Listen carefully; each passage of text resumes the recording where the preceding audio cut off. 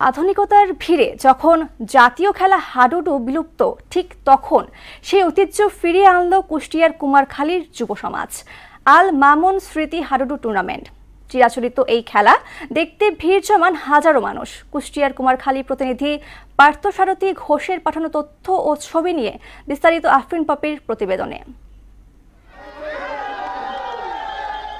বছর দশেক আগেই বাংলার আনাচে কানাচে দেখা মিলত হাডুডু খেলার, কিন্তু সময়ের সাথে সাথে হাডুডু হারিয়েছে তার ঐতিহ্য অলুস। তবে দীর্ঘদিন পর সেই হারানো ঐতিহ্য ফিরিয়ে এনেছে কুষ্টিয়ার কুমারখালীর যুব সমাজ।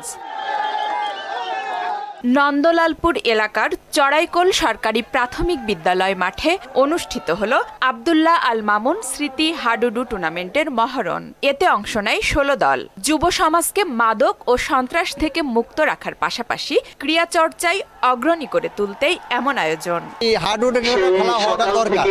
আমরা দূর দূরান্ত থেকে এই হাডুডু খেলা দেখে যাচ্ছি।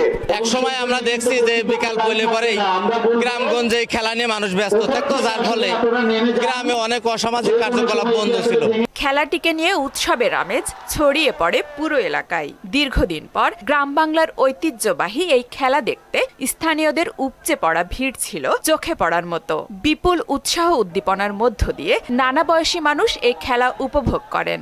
ছোট হোক বড় হোক প্রাইজ পাইছি এবং এই খেলা আমার খুবই ভালো লাগে। ছোটবেলা খেলেছি, সেই লেগে খেলাটা আমি দেখতে আইছি। আমাদের গ্রাম বাংলার যে ঐতিহ্য যে খেলাগুলো আছে, প্রতিটা পাড়া মহল্লায় এই খেলাগুলো হচ্ছে যে চালু থাকুক। হারিয়ে যাওয়া খেলা হাডুডুকে নতুন প্রজন্মের কাছে তুলে ধরতে এ টুর্নামেন্টের আয়োজন করা হয়েছে বলে জানান আয়োজকরা। গ্রামগঞ্জে যে খেলাগুলো ছিল আসলে বিলীন হয়ে গেছে।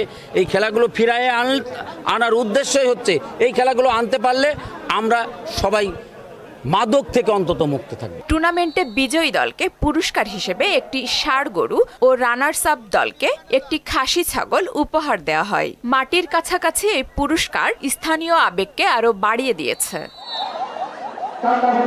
নাগরিক জীবনের ব্যস্ততায় হারিয়ে যাওয়া এই ঐতিহ্যবাহী খেলাটি আজও বাঙালির হৃদয়ে বিরাজমান। আমাদের ঐতিহ্য ও সংস্কৃতি ধরে রাখতে হাডুডু খেলা আবারও ছড়িয়ে পড়ুক বাংলার আনাচে কানাচে, এমন প্রত্যাশাই সবার। আফরিন পপি, মোহনা সংবাদ।